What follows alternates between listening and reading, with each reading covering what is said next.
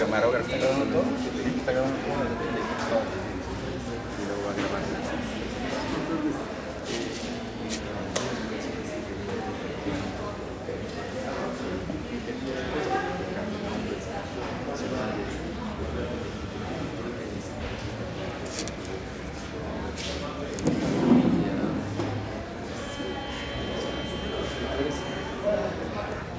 Que es 5, ¿verdad?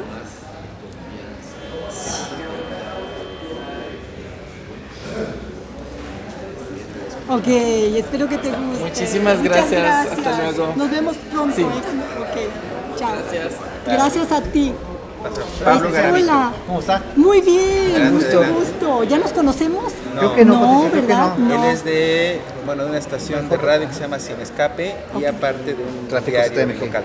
Así Ah, es. perfecto, muchas gracias. ¿Tu ¿Cómo nombre está? otra vez? Pablo. Pablo, Pablo mucho Garavito. gusto. Panio Garavito. Pablo, Pablo Garavito. Encantada de Igualmente, conocerte. Patricia. Qué gusto. Pues yo creo que primero lo que tenemos que hacer es dar las gracias, ¿no? Por pensar en ese sentido, ¿no? Reunir esta poesía, creo que era necesario. Sí, muy necesario dar a conocer a Elena Garro como poeta.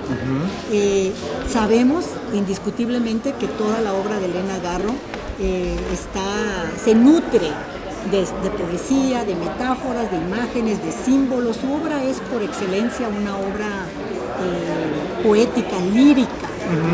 Sin embargo, la poesía es un género en sí, es un género aparte, y era necesario rescatar esa voz de Elena Garro como poeta. Esa voz que Octavio Paz fue el que Se encargó de censurarla. Sí.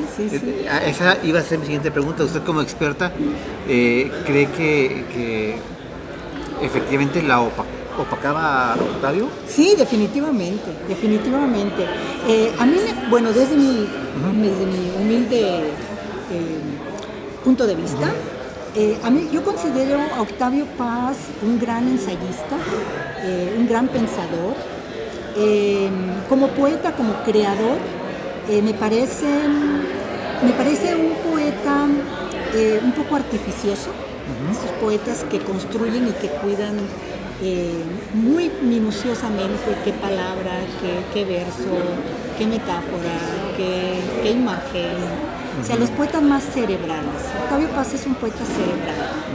Elena Garro es una poeta que su obra toda, no solo la poesía, también su narrativa, su dramaturgia, su periodismo incluso, todos los géneros que ella abordó, es una obra que nace de las entrañas. Es una obra autobiográfica, porque Elena Garro consideraba, como Ortega y Gasset y como Dostoyevsky, dos autores que ella tenía de cabecera, que lo que no es vivencia es academia. La novela es vida.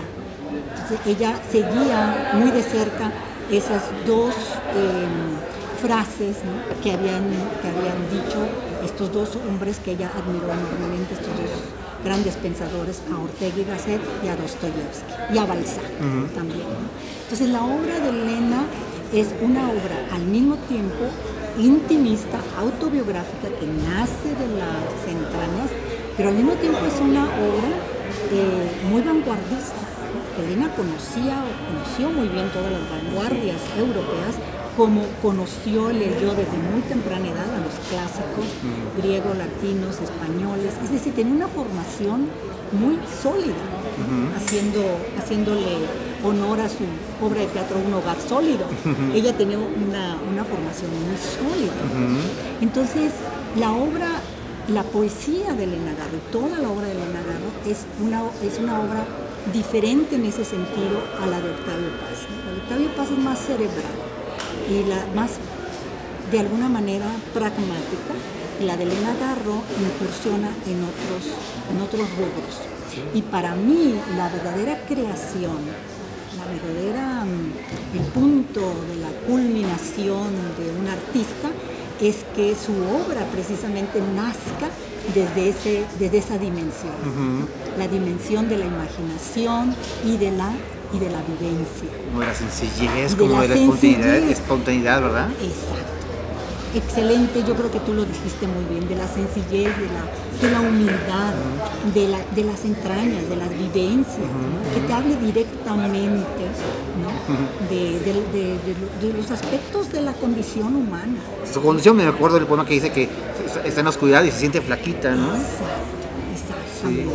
Exactamente, entonces te llega, la poesía de Elena te toca las cuerdas más ¿cómo decimos? Las fibras, ¿no? Las fibras pues claves, ¿no? Que inmediatamente nos identificamos con ella, ¿no? Mira, Vamos Unidas es el poema más extenso de Elena Garro. Es un poema que ella escribió en 1977, cuando estaba en el exilio en Madrid, que se las vio muy mal, pasó mucha hambre, miseria, soledad, el estigma que crearon sobre ella, en contra de ella, ¿no? A raíz del 68. Ese poema, Vamos Unidas, tiene 921 versos.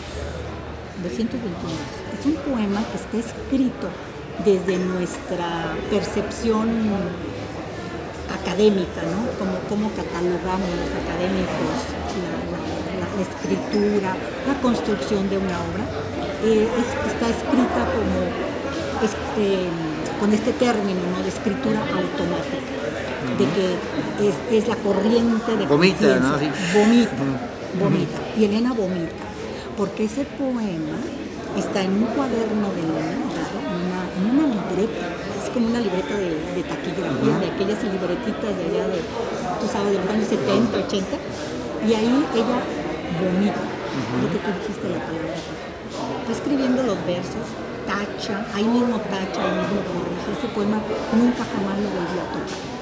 Nunca lo retocó, nunca lo transcribió, porque otros de sus poemas sí, de los escritos a mano, los transcribió a máquina, y tú puedes ver que había cambios, que había, tú sabes, ajustes, que incluso había otra versión. De algunos de sus poemas hay dos versiones, porque hay un trabajo, ¿no? Este no. Este es un poema de 921 versos en donde Elena no lo retomó. Totalmente la corriente de la conciencia, que yo creo que nunca llevaron a cabo los verdaderos, entre comillas, surrealistas. Elena sí. Bueno, este poema yo de alguna manera lo comparo con la Piedra de Sol de Octavio Paz. Tú sabes, el Piedra de Sol es el poema emblemático, icónico de Octavio Paz, que tiene más de 500 versos. En el caso de Paz son en decasílabos, entonces hay un trabajo, obviamente, en el caso de Paz, ¿no? Pero es un poema que tiene la misma importancia, relevancia, y para mí incluso es superior, de Piedra de Sol, en donde Elena Garro no solamente refleja todos sus ciclos vivenciales, porque ahí aparece desde su infancia, su adolescencia, su matrimonio con Octavio Paz, el 68, antes del 68, cómo se involucra ella en la defensa de los campesinos, cómo se involucra en el movimiento de Carlos Madrazo, todo está ahí de alguna manera sintetizado a través de la poesía, sus ciclos existenciales. Pero además de todo eso, hay todo un contexto histórico y una crítica al abuso del poder, en México principalmente, porque es un poema que quizás podríamos abrir no de un microcosmos nada más México, sino un macro, pero hay una crítica a la corrupción en el poder, a las injusticias sociales, hay de trasfondo también una crítica muy fuerte a los intelectuales coludidos con el poder. ¿Por qué los intelectuales, para recibir prebendas, no llevan a cabo la verdadera crítica, que ese es su verdadero papel? Claro. Pues hay una crítica muy fuerte. En fin, hay una crítica también a la homosexualidad, no porque Elena Garro fuera homofóbica. Elena Garro tuvo grandes amigos que fueron homosexuales y era completamente una mujer progresista, una mujer abierta a todas las preferencias sexuales de todos los tiempos. Entonces ella fue gran amiga de muchos escritores, creadores, artistas homosexuales, pero ella lo que criticaba era el engaño, la mentira, ¿no? Porque ella la padeció en carne propia, ¿no? Con Octavia Paz, que ocultó su preferencia sexual, ¿no? Homosexual, y que se casó con ella y que la engañó. ¿Sí? Entonces eso es lo que ella criticaba, esa identidad falsa, ¿no? El engaño. Entonces hay una crítica también a ese engaño, ¿no? Que padecen miles y miles de mujeres. Sí. Bueno, entonces es un poema sumamente amplio, complejo, complejísimo, porque además es un poema, está lleno de metáforas, de símbolos. Entonces no es un cuento, es un poema y es complejo. Entonces yo lo equiparo. El poema Vamos Unidas de Elena Garro debería de estar, digamos... A la vista de todos, ¿no? Exacto, a la vista de todos e identificado o, no sé, catalogado como una de las grandes creaciones de la poesía mexicana. ¿Sí? Muerte sin fin de José Gorostiza, La piedra de sol de Octavio Paz. Vamos Unidas de Elena Garro. ¿Por qué a las mujeres no se les da no se les privilegia a ese nivel, ¿no? Como sus voces como poetas? Patricia, ¿cuántos poemas encontramos aquí de Elena, justamente? ¿Cómo fue el proceso para seleccionarlos? Bueno, esa es una pregunta que no te la voy a poder responder porque no los he contado, o sea, no se me ha ocurrido contarlos. Algunos poemas tienen dos versiones.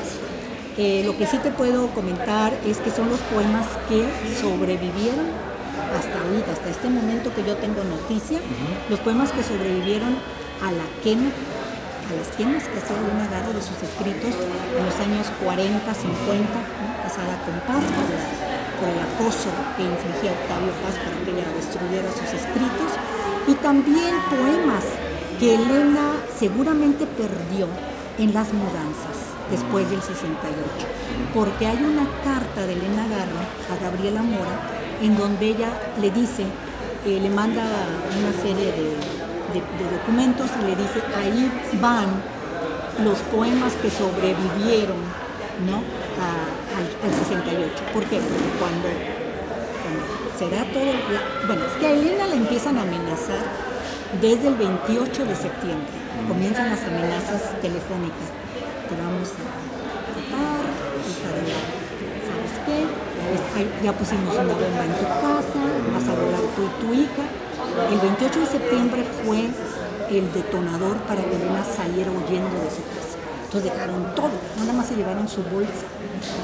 Entonces después, cuando la Dirección Federal de Seguridad ya las lleva, pues ya de alguna manera secuestradas, para que saquen algunas de sus pertenencias, pues obviamente ya aquello está saqueado.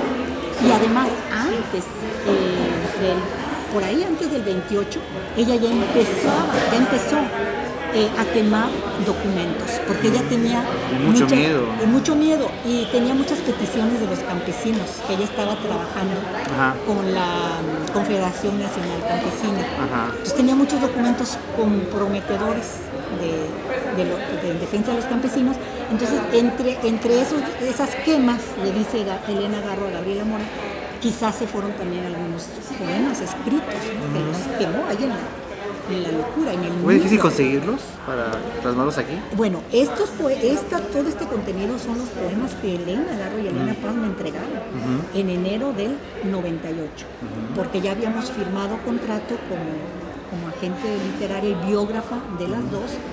Firmamos contrato en diciembre y en enero hicimos la entrega de los materiales. Sí. ¿Puede compartirnos, por favor? Hay también fotos, hay documentos de los textos incluso, ¿no? Exactamente.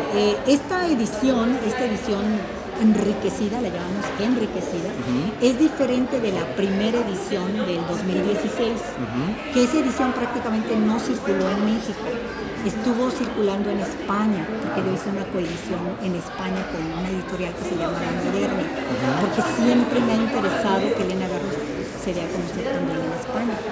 Entonces, esta edición enriquecida tiene un nuevo poema que se titula La joven sentada, que no está en la primera de 2016, y los otros aspectos novedosos son las fotografías.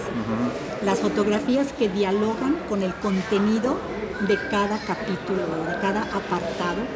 Son 5 apartados, y al final de cada apartado hay fotografías que ilustran el contenido de los poemas, ¿no? Es un documento histórico muy importante. Definitivamente. Es un documento clave dentro de nuestra vida cultural, no solamente en cuanto al legado de Elena Garro, yo creo que va más allá del legado de Elena Garro.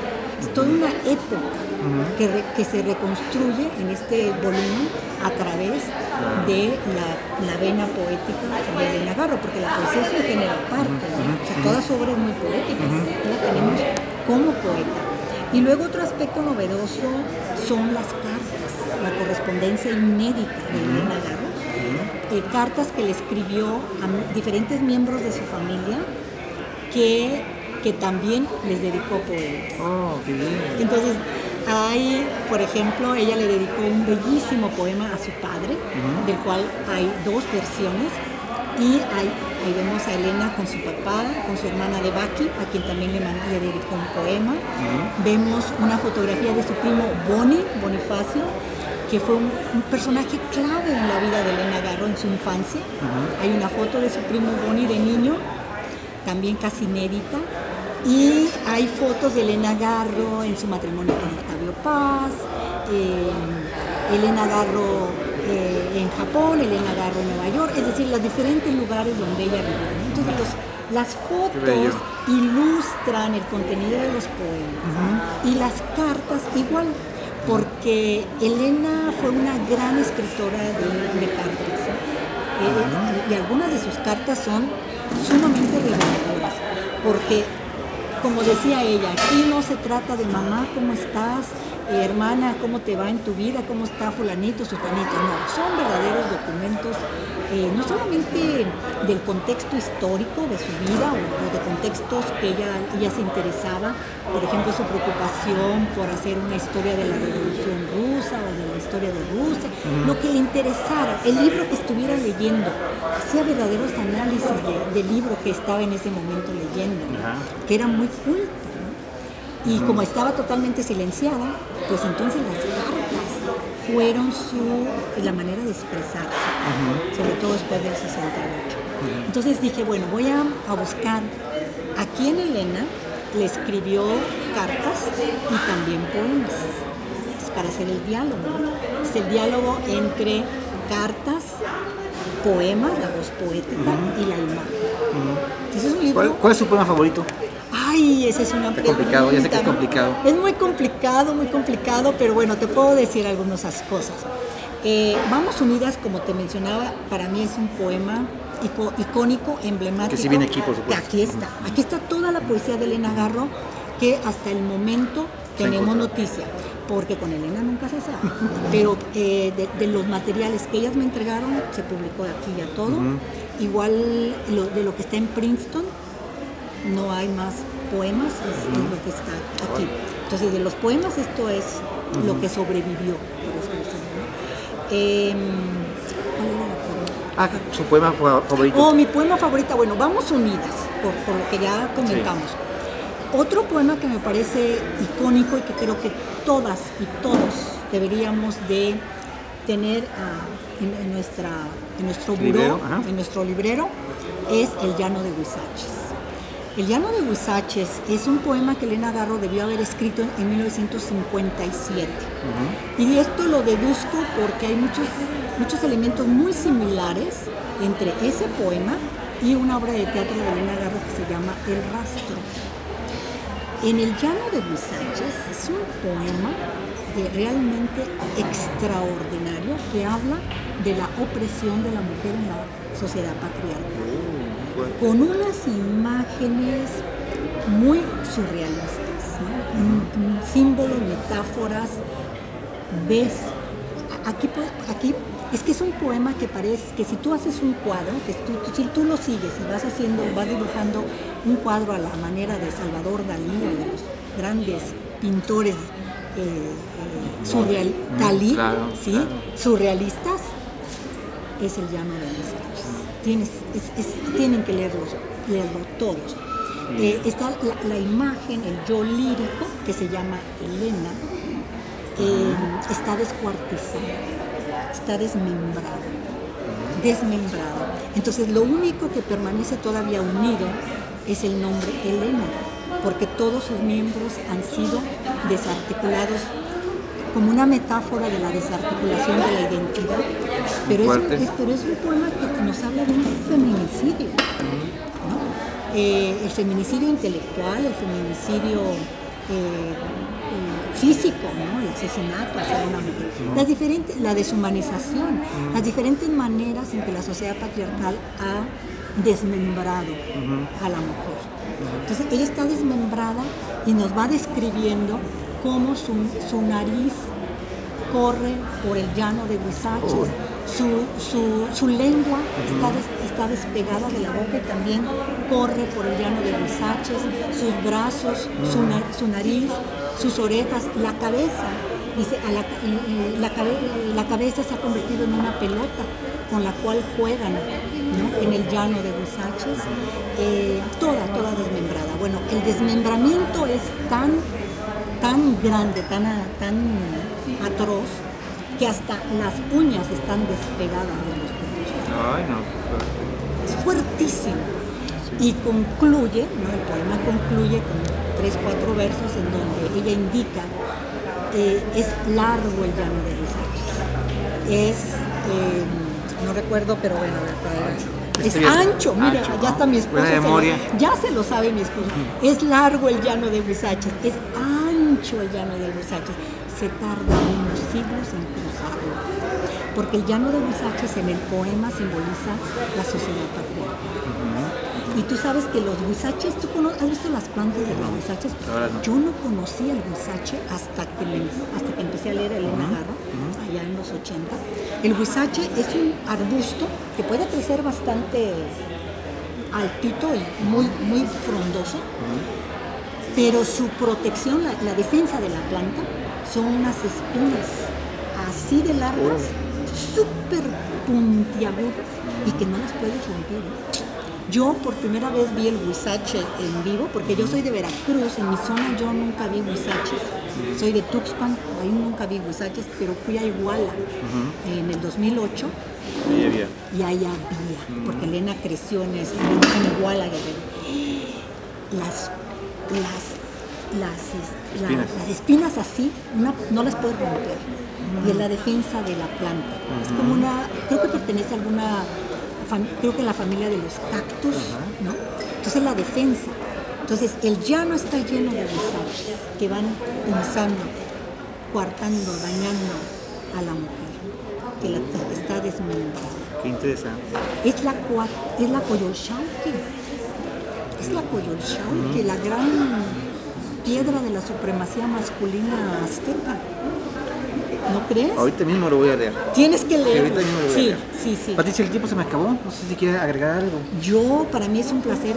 Estoy muy contenta de conocerte y de Igualmente. saber que estás descubriendo a Elena Garro, o quizás has leído otras cosas de Elena, pero la poesía de Elena tenemos que rescatarla, difundirla y privilegiar su voz como poeta. Nuestra labor como periodista también, por supuesto, Es como lector. muy importante porque estamos muy conscientes, y Elena Garro lo dijo en una ocasión. Elena Garro dijo, un escritor puede ser el escritor más brillante, excelso del mundo, pero si no se le da difusión a su obra, no existe. Así sea la máxima eminencia.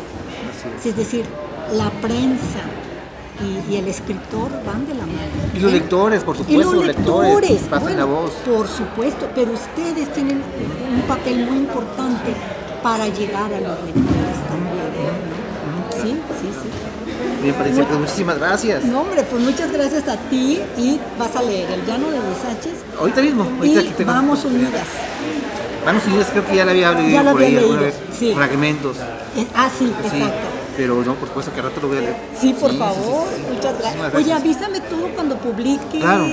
mándaselo a Luis. Por supuesto, con mucho Yo estoy en Facebook, ahí mándame mensajito y me gusta ver todo lo que Con mucho gusto, lo que claro que sí. publican. Claro que o sí. en el radio, en donde sea. Con mucho gusto. Sí, Muchas claro que sí. gracias. Mucho, Qué es un honor. placer.